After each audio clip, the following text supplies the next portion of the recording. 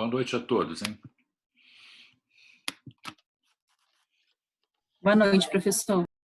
Boa noite. Oi. Tá tudo bem com vocês?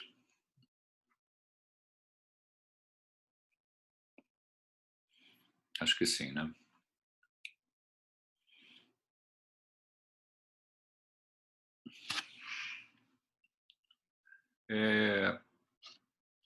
Nós vamos hoje dar continuidade ao nosso conteúdo e a gente vai apresentar algumas situações problema referente à área de nefrologia.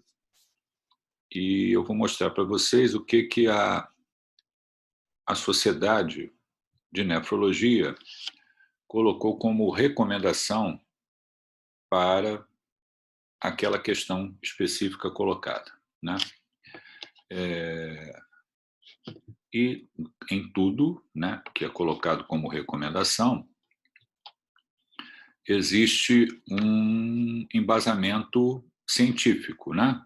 Por que fazer ou por que não fazer, né? São situações, problemas comuns, né, que são colocadas ali, algumas, quer dizer, comuns, entre aspas, né, algumas específicas ali da área de nefrologia, né, alguns questionamentos, e aí o que a Sociedade de Nefrologia colocou como recomendação. Cabe dizer também que vocês têm aula de nefrologia, né? Então, digamos assim, a palavra final sobre assuntos de nefrologia é com o colega da nefrologia que dá aula para vocês, né? A minha formação, eu sou clínico, eu sou intensivista, né? Estou dando aula de escolha com sabedoria em medicina e eu estou trazendo para vocês, lógico que tem um pouco da minha opinião também, né? Mas eu estou trazendo para vocês o que é dito como recomendação da sociedade, né? O que eu estou trazendo é público, né? Se vocês procurarem, vocês acham essa informação. Tá ok? Tá entendido? Alguma dúvida? Eu vou mostrar a situação do problema e vou voltar para vocês, que eu quero ouvir vocês a respeito dos temas aí que vão ser colocados. Vamos ver se a gente consegue fazer dessa maneira. Vou compartilhar aqui. Espera só um minutinho.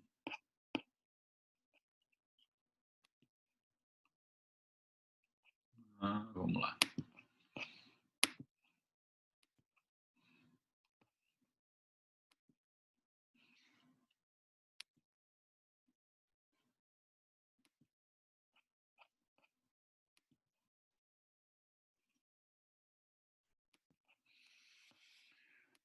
Vamos lá.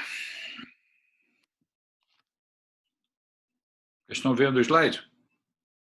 Estamos sim, professor. Ok. Então vamos lá. Uma questão simples aqui. Caso clínico, uma senhora idosa, hipertensa, diabética, com laboratório mostrando alteração da função renal, procura ambulatório com queixa de dor lombar. Já apresentou episódios anteriores da dor que melhoraram com analgésicos. Aí você atende a paciente, prescreve um anti-inflamatório não esteroide via oral para a paciente fazer uso por 20 dias. A pergunta é: a conduta está adequada? Vou interromper para ouvir vocês. E aí? Tá tudo certo? Tem que ver como é que está esse cálculo aí, que provavelmente ela tem, né? Confirmar se ela tem um cálculo mesmo. Não, ela não tem cálculo nenhum. Ela está se queixando de dor lombar. Ela tem comprometimento da função renal. Ela não tem diagnóstico de cálculo renal, por exemplo, litíase renal. Não é isso. Não está escrito isso ali. Está escrito que ela tem dor lombar, já teve episódios anteriores e que melhorou com o uso de analgésico. E aí você prescreve um anti-inflamatório não esteroide, tipo um ibuprofeno da vida, para ela tomar durante 20 dias. Mas esse anti-inflamatório também não pode causar piora da função renal? E até porque também não foi prescrito um medicamento para proteger a mucosa do estômago também. Enfim, seria uma coisa boa. Isso tem que ser pesado. É exatamente o que você está falando, né? É exatamente o que você está falando. Quer dizer, eu tenho uma senhora idosa com comorbidade incluindo ali a alteração da função renal, e ela vem com uma queixa, né, de uma patologia aí que provavelmente relacionada à doença degenerativa ali de coluna lombar, né, uma osteoartrose, e eu prescrevo para ela fazer um curso de 20 dias com anti-inflamatório não esteroide. Alguém mais quer dar opinião?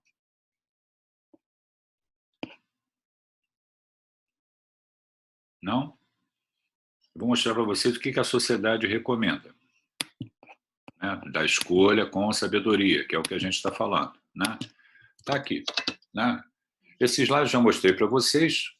Para escolher com sabedoria em medicina, avaliar sempre, em qualquer teste ou procedimento proposto, né, a evidência científica, aí seria sinônimo da necessidade da prescrição, né, os riscos impostos ao paciente e os custos envolvidos. E deve haver uma lógica que justifique a decisão tomada, né? Então, sempre deve haver uma lógica, e essa lógica é uma lógica científica, que leva em conta também valores e circunstâncias do paciente. Mas o que eu estou querendo dizer? Aqui é uma publicação que fala a respeito dos efeitos adversos do uso de anti-inflamatório não esteroides em pacientes com doença renal crônica. E lá embaixo, na conclusão, ele se refere ao aumento de risco de progressão da doença renal crônica em pacientes idosos e tudo. Então, essa é uma publicação que fala sobre isso, né? O que a sociedade recomenda? Não prescreva anti-inflamatório não esteroide em pacientes com hipertensão, insuficiência cardíaca ou doença renal crônica de todas as causas, incluindo diabetes mellitus. O uso de anti-inflamatório não esteroide, incluindo os inibidores da ciclooxigenase tipo 2, para o tratamento farmacológico de dor músculo-esclerética, pode elevar a pressão arterial, tornar as drogas antipertensivas menos efetivas, causar retenção de fluidos e piorar a função renal desses pacientes. Outras classes de medicações prescritas podem ser mais seguras e efetivas. Aqui, referências bibliográficas que embasam essa decisão. Então, isso é escolha com sabedoria da Sociedade de Nefrologia do Canadá. Ok?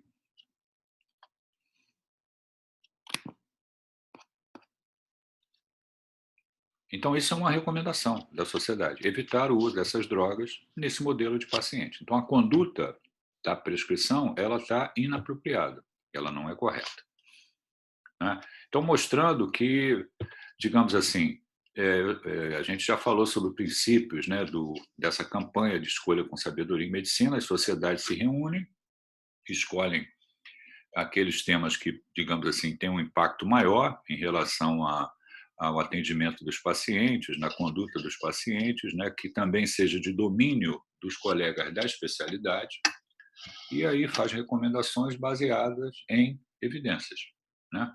Vamos para mais uma delas. Vamos para mais uma. Outro caso. Você, já como médico, vai visitar seu avô, 76 anos, que faz acompanhamento por doença renal crônica. Sua avó relata que ele fez exames. Você examina seu avô lúcido, que está lúcido, normotenso, ritmo cardíaco regular, pulmões claros, com volume urinário mantido. No laboratório, ureia de 120 e creatinina de 5 miligramas por decilitro. Diante dos dados acima, você indicaria iniciar um programa de hemodiálise?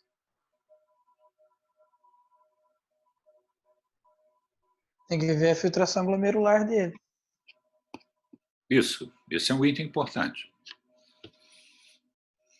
Como é que é esse processo decisório? O que a gente leva em conta? Creatinina, idade, sexo do paciente, e aí a gente vai jogar na fórmula lá para estimar essa função renal dele. Isso. Mas esse Peso também. Oi?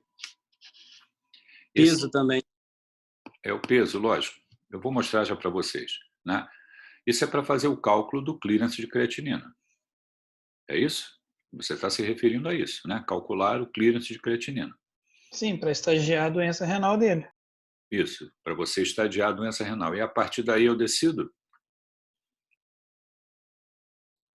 Eu acho que eu não sei se basta isso para você decidir, mas eu acredito que você começa por aí. Mais alguma consideração a ser feita? Quem falou foi Murilo, né? Sim, fui eu. Mais alguma consideração? Murilo ou outra pessoa que esteja...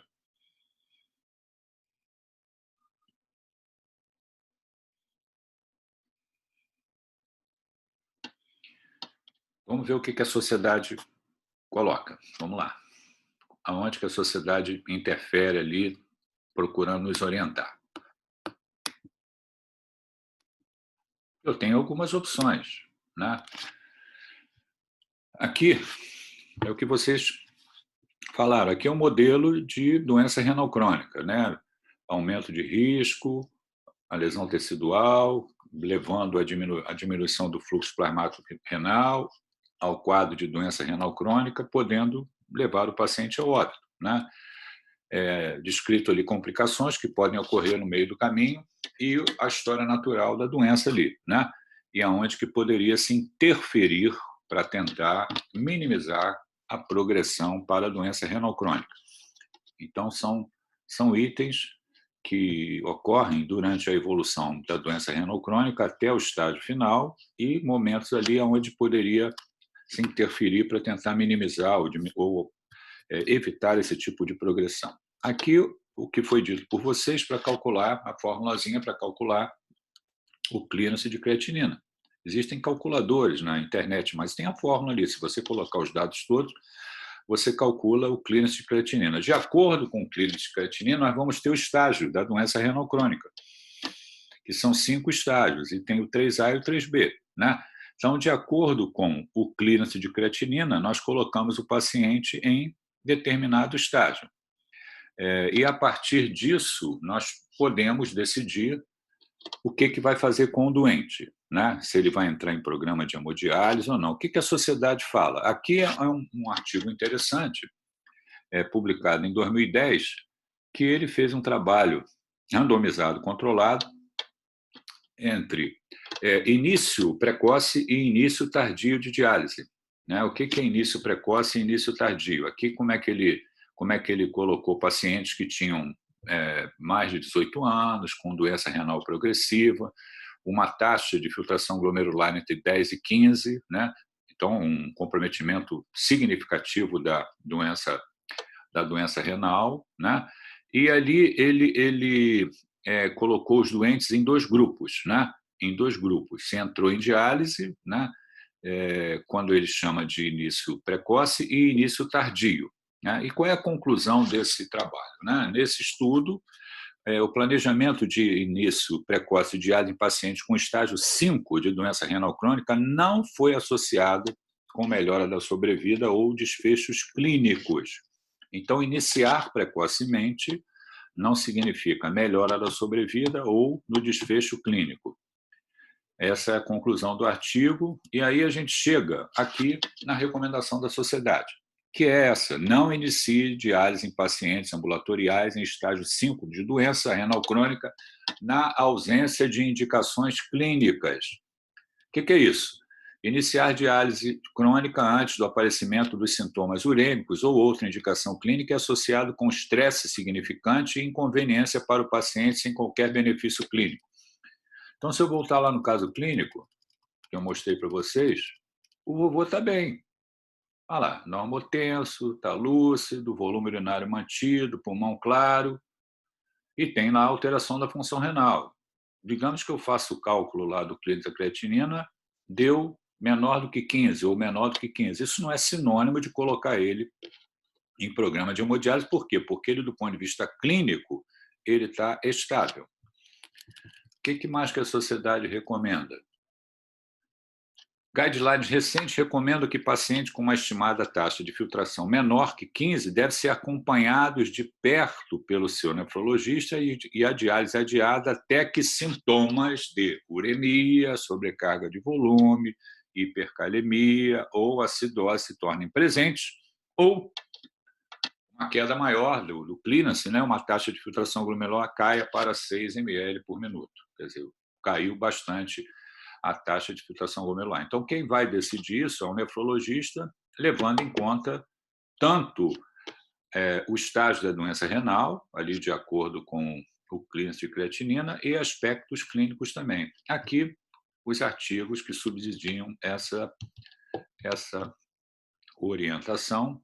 Um desses artigos é exatamente aquele que eu mostrei para vocês, Sociedade Canadense de Nefrologia.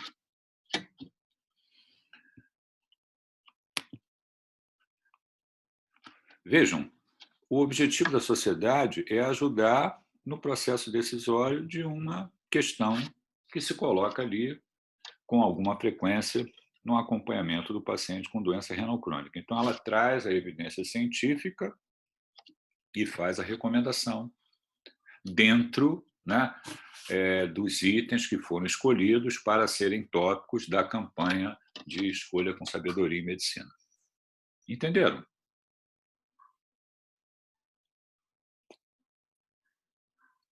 Entendi. Ok. Vamos para mais um caso. Mais uma situação problema. Vamos lá.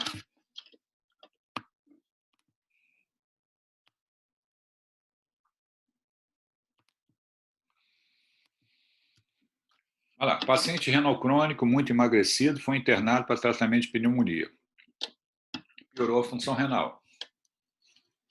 Foi planejada a alta dele para acompanhamento domiciliar, né? E, nesse contexto, foi discutida a colocação de um catéter intravenoso, né? Um catéter central colocado perifericamente, né? Que tem essa sigla em inglês, PICC. É um catéter central inserido perifericamente. Catéter central inserido perifericamente. Para suporte nutricional parenteral domiciliar. A pergunta é se essa atitude, essa conduta está correta ou não. Eu acho que não pode colocar esse tipo de acesso em paciente com doença renal, né? Você está falando isso, eu acredito. Você não viu o slide depois que eu passei e voltei, não, né? Não, professor, é que a gente teve prova sobre isso hoje cedo. Ótimo. Então é isso mesmo. Mas por que, Iris, que você está falando isso? Por quê? Eu não sei, professor. Sendo bem sincero, eu li sobre isso, mas eu não sei justificar. Veja bem. Se eu não me engano, é risco de fístula, não é? Ou não? Não, não é risco de fístula, não é esse não, mas está envolvida a fístula aí também. É risco na confecção da fístula, né? Aqui, o quadro que eu descrevi, ele é compreensível, né? Ele tem alguns senões que podem ser comentados. Por exemplo, se eu quero oferecer suporte nutricional para um doente, né, a via preferencial é o trato gastrointestinal. Então, se o doente está desnutrido e eu quero oferecer suporte nutricional para esse doente, é pelo trato gastrointestinal. Se ele não aceita a via oral de maneira adequada, né, por uma série de motivos, né, eu posso passar uma sondinha de Dobi-Hoff, posicionar essa sondinha ali no estômago, na segunda porção do duodeno, e fazer nutrição parenteral. Aliás, nutrição enteral. Né? Nutrição enteral. Isso pode ser feito em casa, em home care. Né? Então, se eu vou oferecer suporte nutricional num doente em casa, a preferência é pelo trato gastrointestinal. Eu vou passar uma sonda e o doente vai receber a dieta ali pela sonda para nutrir o paciente. Né? Eu estou escolhendo uma outra maneira. Ao invés de eu decidir pelo suporte nutricional enteral, pela dieta enteral, pelo suporte pelo trato gastrointestinal, eu coloquei que se coloca-se um catéter, né, central inserido perifericamente, né, que é o PICC, PIC, né, como é conhecido, PIC, e dessa maneira eu ofereço suporte nutricional parenteral. Esse suporte nutricional parenteral tem que ser feito por uma veia profunda, porque as soluções de suporte nutricional parenteral, elas têm uma osmolaridade alta e não conseguem ser feitas por acesso periférico. Então, tem que ser uma veia central exclusiva para suporte nutricional parenteral. Até aí, tudo certo. O complicador, quer dizer, tudo certo não, a escolha está sendo feita errada, porque a preferência seria a dieta enteral. Então, a escolha está sendo feita errada. Mas, além de estar sendo feita errada, né, tem um outro fator, que é o doente é um doente que tem doença renal crônica e piorou a função renal. Se ele piorou a função renal, está implícito ali que existe a possibilidade de, mais adiante, ele precisar de suporte dialítico, ser colocado em hemodiálise, né, ou diálise peritoneal, quer dizer, ser oferecido a ele um suporte dialítico. E essa questão de colocar esse tipo de catéter nesse modelo de paciente que tem doença renal e que tem a chance de ser colocado em programa de hemodiálise, aí é que está a questão. Porque esse doente vai precisar de acessos vasculares, ser avaliado quanto a isso, fazer confecção de fístula arteriovenosa para poder fazer, se for o caso, o programa de hemodiálise. E esse catéter colocado, né, central, esse catéter central inserido perifericamente, ele acaba determinando que aquele acesso ele não pode ser utilizado mais adiante. É como se eu estivesse gastando, né, utilizando sem necessidade um acesso vascular que mais adiante eu posso precisar.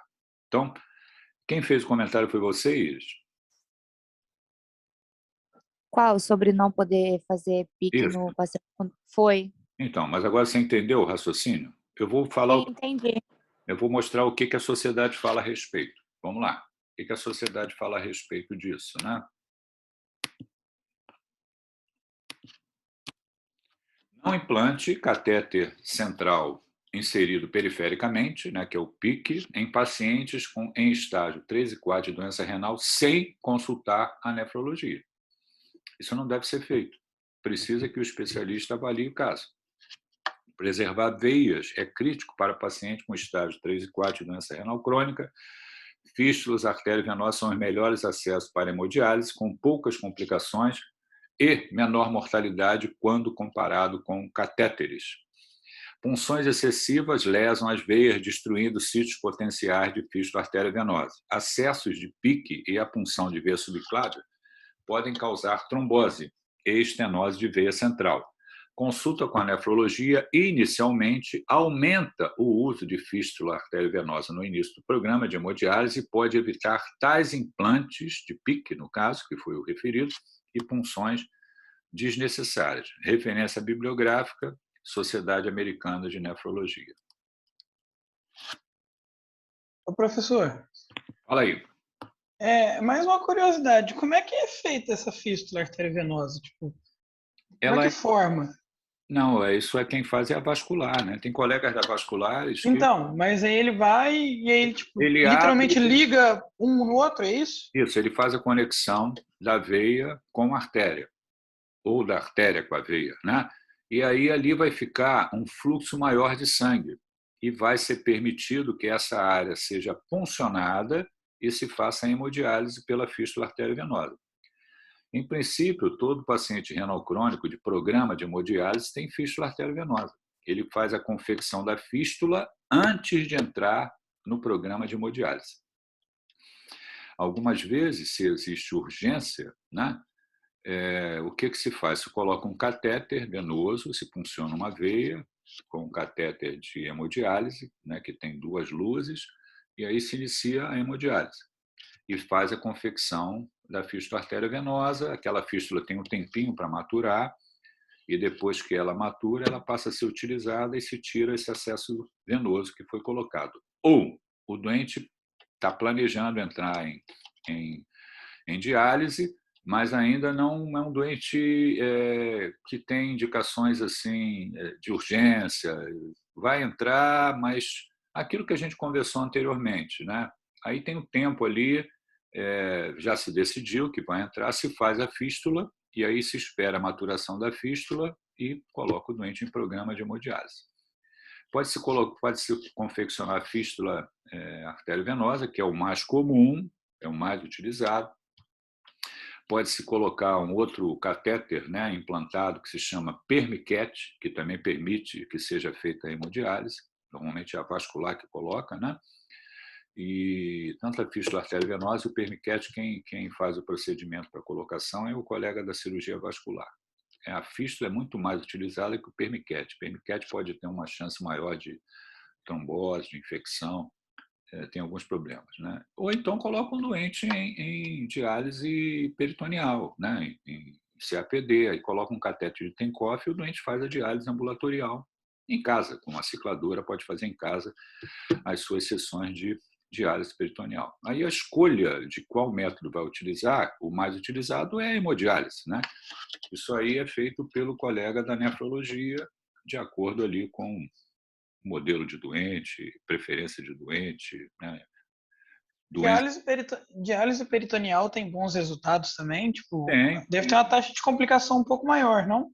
Não. Tem doente que faz em casa, com ciclador à noite, diálise peritoneal. Tem o risco de infecção, mas a família é treinada, né, para trocar os banhos e tudo, que tem uma máquina cicladora que faz isso.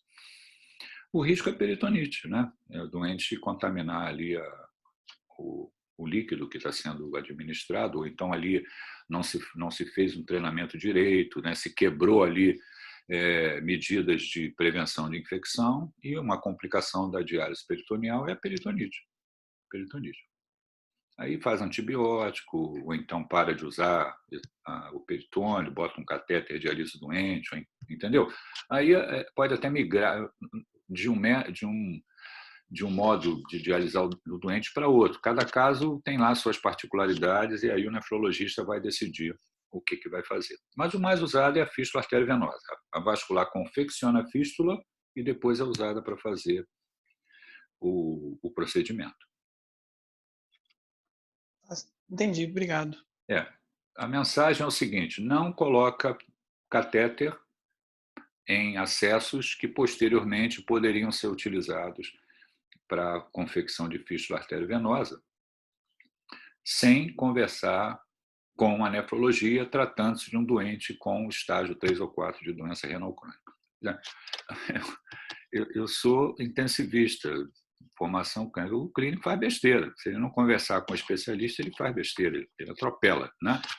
Atropela e depois a besteira está feita. Então, para não fazer isso, né, tem que ter, né, existe lá uma doença que está sendo acompanhada pelo colega lá da nefrologia, vamos ouvi-lo.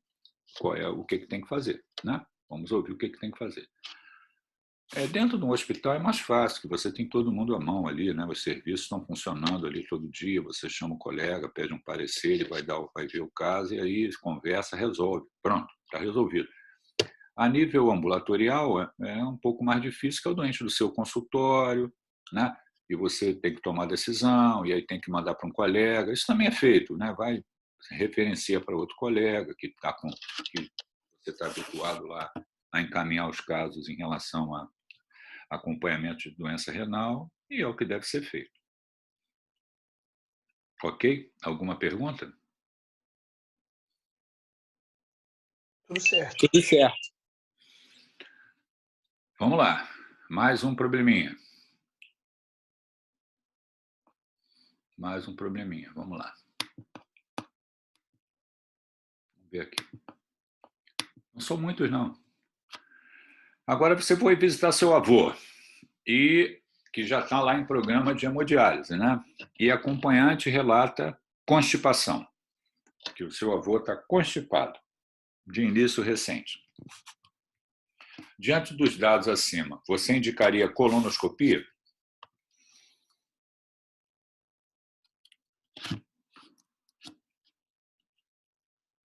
Não, E falta mais informação, né, para saber. fazer um raio-x, um TC primeiro.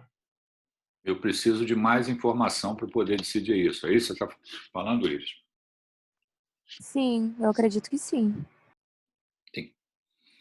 É isso, você tem razão, né? Eu coloquei um problema como se fosse um problema simples a ser resolvido, mas ele precisa de mais dados, né, para poder decidir o que é melhor ser feito, né? Mas o contexto que a gente está falando é do doente renal crônico, né? Doente renal crônico e idoso em programa de hemodiálise, né? E apareceu ali um fato novo, que é a constipação.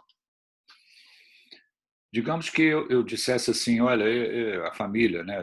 Ele nunca teve constipação, passou a ter constipação agora, de início recente. Por isso que eu coloquei ali o início recente. E aí? que eu levo em consideração para decidir? Você não, Aí eu você não posso pode, perguntar você não assim, vai poder, você não ele vai poder evacuou usar sangue? nenhum método contrastado é indicado para ele inicialmente, porque ele tem doença renal crônica. Então, se for para a gente fazer contraste nele, a gente já tem que ir com esse receio. Mas colonoscopia faz contraste? Não, colono não. Eu estou falando de pedir uma TC, por exemplo. Mas eu vou investigar a possibilidade, por exemplo, de neoplasia de colo com TC de abdômen? De neoplasia, não, mas eu estava pensando numa outra origem de obstrução que possa. O que você colocaria como diagnóstico ali? Possibilidade para um doente que está apresentando constipação nessa faixa etária? Ele pode ter diverticulite também, não? Sim. A gente não está dando aula específica de doença do trato gastrointestinal. Óbvio, você tem razão, Murilo, tem que ter mais dados, né? Mas a apresentação clínica de uma doença diverticular não é dessa forma, né? O doente pode ter dor abdominal, não é isso? Já com algumas queixas anteriores, né? Pode ter a constipação presente também, como foi colocado, mas quando a gente... E outra coisa, a doença diverticular é bastante prevalente em pacientes idosos. Não necessariamente ela é responsável por aquele fato novo, né? Aquele dado novo na evolução do doente. Quer dizer, se eu procurar doença diverticular em doente idoso, eu vou achar em um percentual alto. Isso não necessariamente tem a ver com os sintomas que o paciente está apresentando, né? Então, quando eu coloco assim, constipação de início recente, provavelmente isso é um fato novo que está ali na evolução do doente, né? Pode ser um fecaloma. O doente ele está fazendo um fecaloma, que é outra complicação que pode acontecer em doente idoso, doente que não, né? Mas isso é mais comum em doente que tem um histórico de constipação intestinal, fica alguns dias sem evacuar e depois evolui com ele evolui não, ele evacua fezes endurecidas, né? Então tem lá um histórico de constipação intestinal e esse doente, em determinado momento, piora a constipação, fica vários dias sem evacuar. Quer dizer, quando eu tenho esse histórico, eu vou pensar primeiro na possibilidade de fecaloma, né? Eu não estou raciocinando com neoplasia. Agora, se eu boto, né, o doente tem 80 e tantos anos, então obrigatoriamente tem que passar pela minha cabeça a possibilidade de neoplasia, né? Então, tem um contexto de doenças que poderiam explicar ali a constipação de início recente. A mais provável, quando eu me refiro a um doente de 86 anos, é neoplasia. É neoplasia. Por que o doente agora passou a ter constipação se ele não tinha, né? Isso pode ser uma doença benigna, né? Uma alteração do hábito intestinal que pode ocorrer nessa faixa etária e eu não achar nada, ou pode ser estarmos diante de uma doença neoplásica, um câncer de colo. E a investigação do câncer de colo, né? Eu posso, por exemplo, avaliar as fezes, pesquisar sangue oculto, pedir hemograma, ver se tem anemia, mas a investigação para, né, fazer o diagnóstico do câncer de colo é a colonoscopia. Não é o TC de abdômen. Eu posso fazer o TC de abdômen, tem uma técnica de tomografia de abdômen que você faz de uma maneira que você consegue ver a superfície do colo. Você, não sei se foi isso que você leu, né, mas existe. Eu tenho que digamos assim, falar que existe essa possibilidade, mas ela não é a mais utilizada. Quando eu vou fazer a investigação, a opção é pela colonoscopia. O problema da colonoscopia é que não, é um exame que incomoda, tem algumas complicações, o doente tem que ser sedado, tem que ter a presença do anestesista, então a colonoscopia tem que haver um preparo para fazer a colonoscopia do colo, então não é um exame que eu vou ali no laboratório, colho uma amostra de sangue e tenho o resultado do exame. Isso demanda fazer preparo, ser levado ao hospital, né? Tem um esquema ali de day clinic que o doente interna, faz o preparo no dia anterior, interna, vai para o centro cirúrgico, presença do anestesista, o colega da gastro, da endoscopia, faz a colonoscopia, está feito o diagnóstico. Ou não, né? Qual patologia ali que está explicando a constipação de início recente. Mas não é essa a questão. Não é essa a questão que é colocada ali.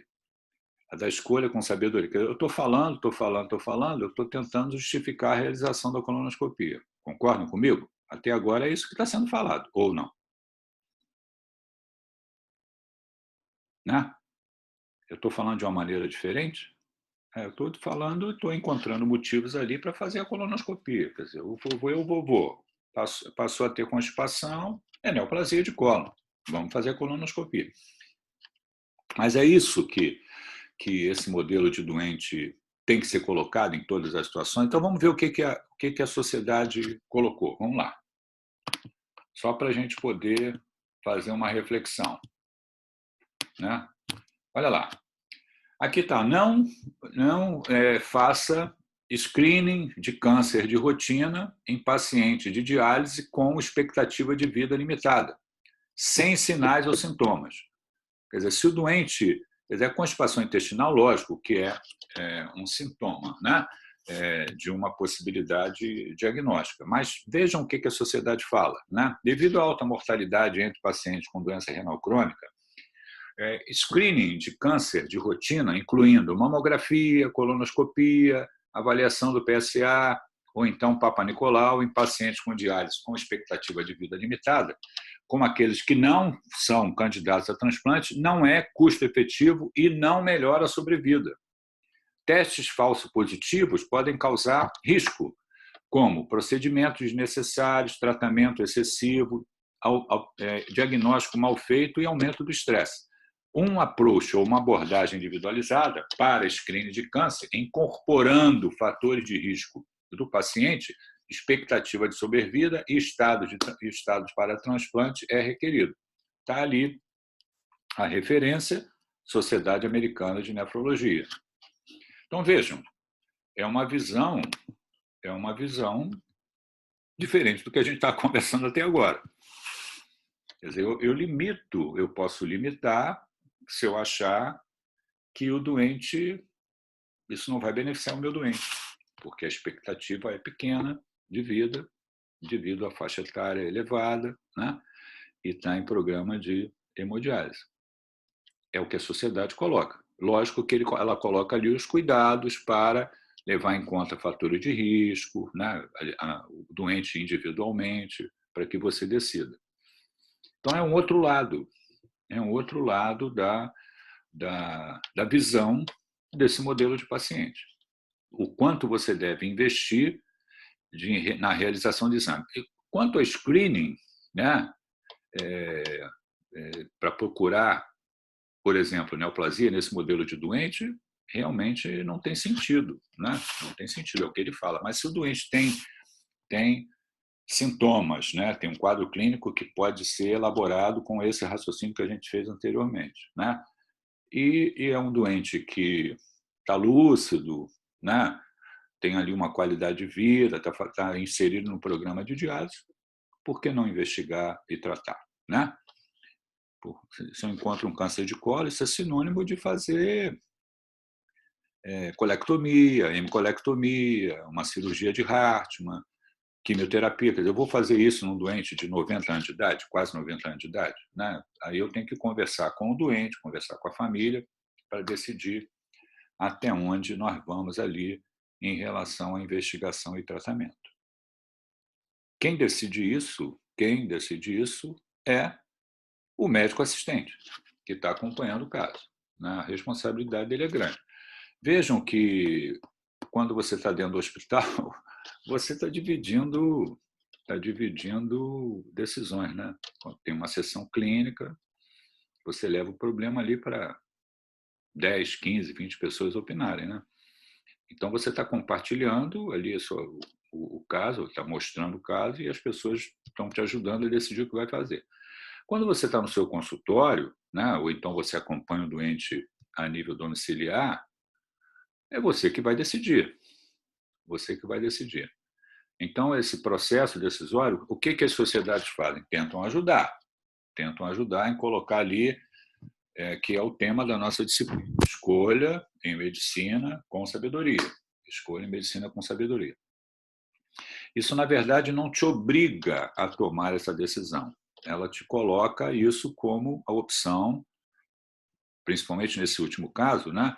Uma opção a ser colocada de acordo ali com o quadro clínico que o paciente apresenta. Entenderam o raciocínio?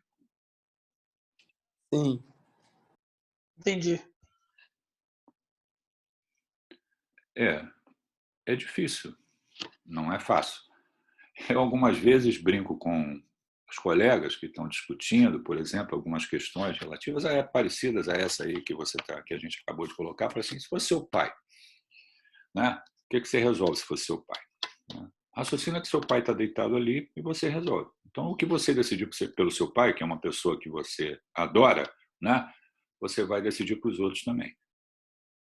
Então, é uma forma de assim, é a forma de cobrar uma responsabilidade grande do que você está resolvendo. Eu não posso decidir se fosse meu pai, eu vou ouvir mais pessoas, eu quero ouvir a opinião de outros. Então faça isso quando você estiver diante de um doente. O doente é a mesma coisa. O doente está deitado ali na tua frente para resolver, é como se fosse seu pai, precisando de ajuda. E a diferença é que a gente não trata do nosso pai, né? A gente não deve tratar de pessoas que a gente está emocionalmente envolvida. Isso não é o correto. Nós vamos cometer erros, né? Mas a importância ela pode ser destacada. Então, por isso é que eu brinco algumas vezes com os colegas, eu falo assim, o que você resolve? Não sei. Então, é o seu pai, que você vai dizer o quê? Não sei resolver? Deixa a doença avançar, não?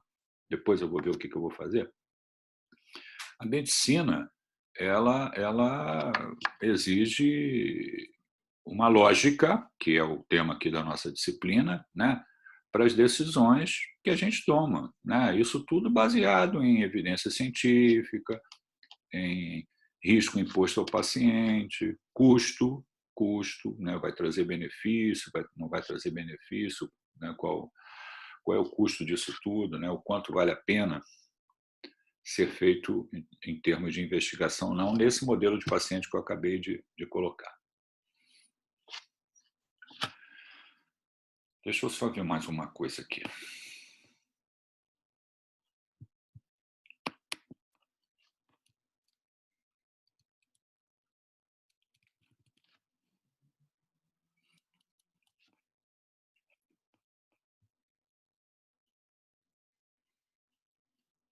Onde é que eu estou?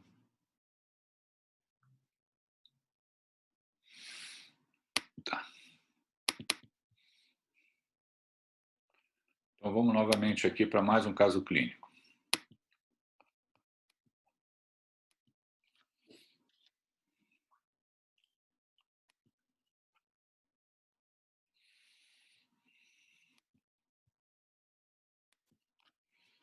Olha lá. O paciente faz acompanhamento por litese renal interna com infecção urinária para o tratamento. Então, ele está com uma pielonefrite ali por conta da obstrução do fluxo urinário por cálculo renal, litese renal. Cultura revela micro-organismos somente sensíveis aos aminoglicosídeos. Quer dizer, cresceu uma bactéria na cultura somente sensível aos aminoglicosídeos. Você prescreve de que forma o aminoglicosídeo? E aí? O que eu faço? Eu sei que paciente renal, você tem que ajustar a dose, mas não é o caso desse daí. Então, ela não tem. Então, não é esse caso. Função renal. Eu não sei como é que faz, professor.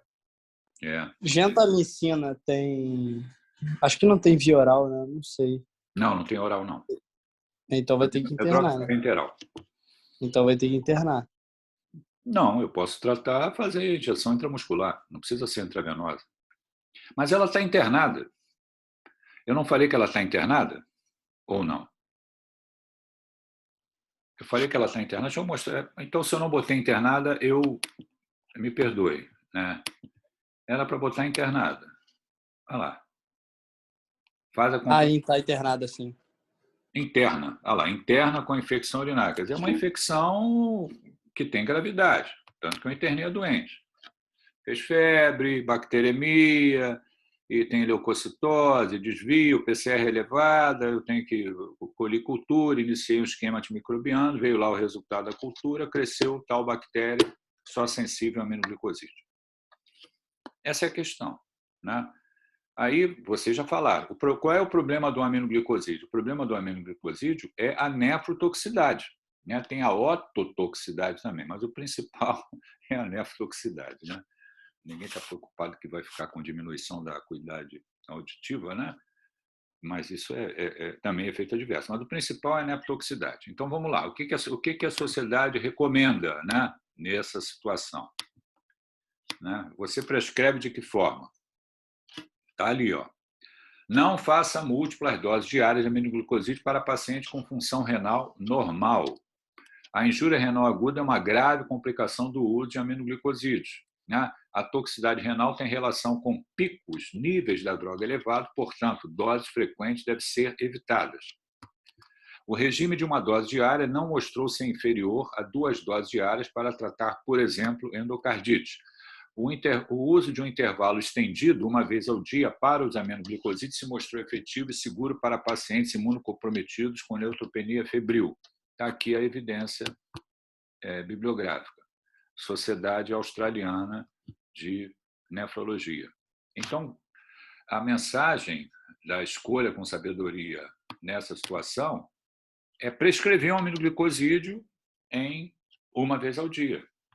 Faça uma dose maior uma vez ao dia. E não, por exemplo, a gentamicina ela é prescrita a cada 8 horas. Né? A amicacina é prescrita a cada 12 horas. Então, eu posso fazer a amicacina uma vez ao dia só.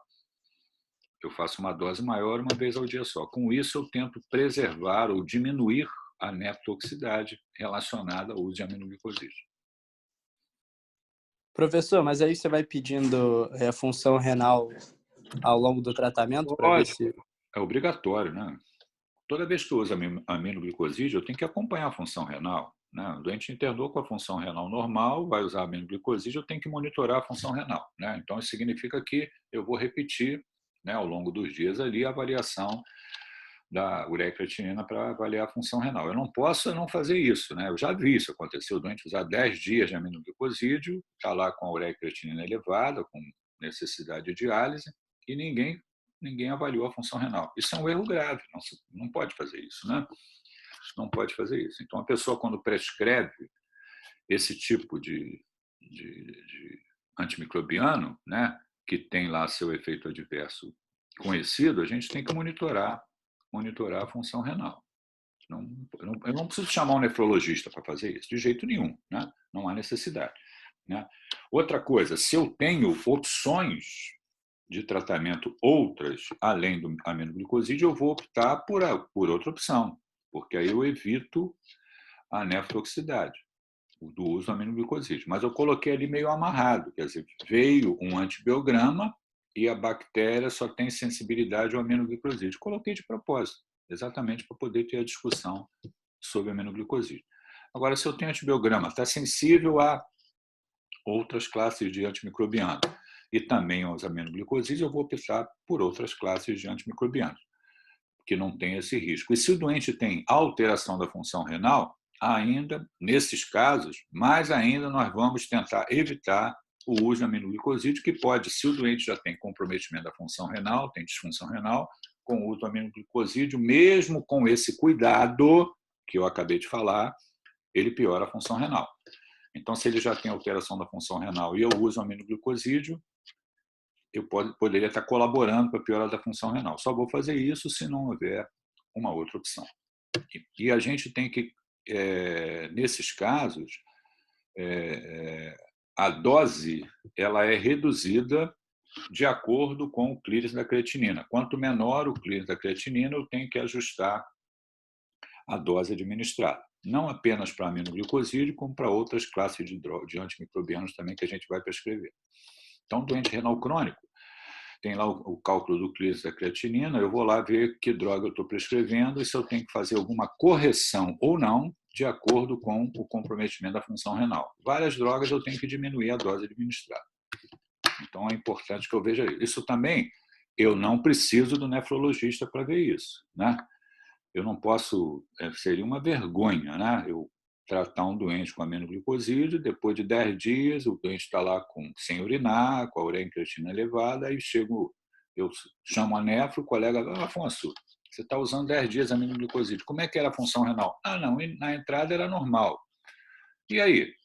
E nos dias... Não, no outro dia eu não pedi nada. Resolvi não pedir exame para o doente. Pedi só depois de 10 dias, quando terminou o antibiótico. Está errado. Está errado. Ou então, tem lá comprometimento da função renal, está usando uma determinada droga, que pode ser aminoglicosídeo, que piora a função renal, e eu não monitorei a função renal, não fiz a dose adequada, não diminuí a dose de acordo lá com o clínico creatina. Está errado também. Isso todos nós podemos ter acesso a isso. Eu não preciso do nefrologista para me dar essa orientação. Isso é obrigação de quem está prescrevendo o doente, né? Você tem que olhar todos esses ângulos, né? O detalhe ali do aminoglicosídeo, fazendo uma dose maior uma vez ao dia, é um detalhe para preservar ou diminuir a nepotoxicidade para doentes com função renal normal. Então, é colocado ali como uma recomendação da sociedade. Ok? Ok. E assim a gente terminou os casos de nefrologia. Alguma dúvida? Não, nenhuma. Tudo certo.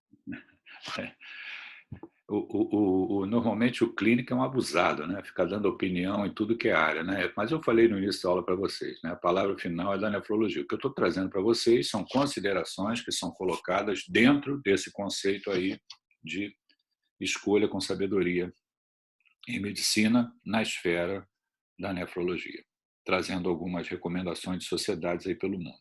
Tá ok? Na aula que vem, a gente vai falar sobre uma outra área, né? E aí, no mesmo formato, botando algumas situações de problema e dizendo o que a sociedade recomenda que seja feito. E assim a gente vai até o final da disciplina. Tá ok? Perfeito. Então tá. Coloquem a presença. Um abraço para vocês, tá? Um abraço para vocês. Muito obrigado, professor. Boa noite. Um abraço. Espero que tenham gostado da aula, tá?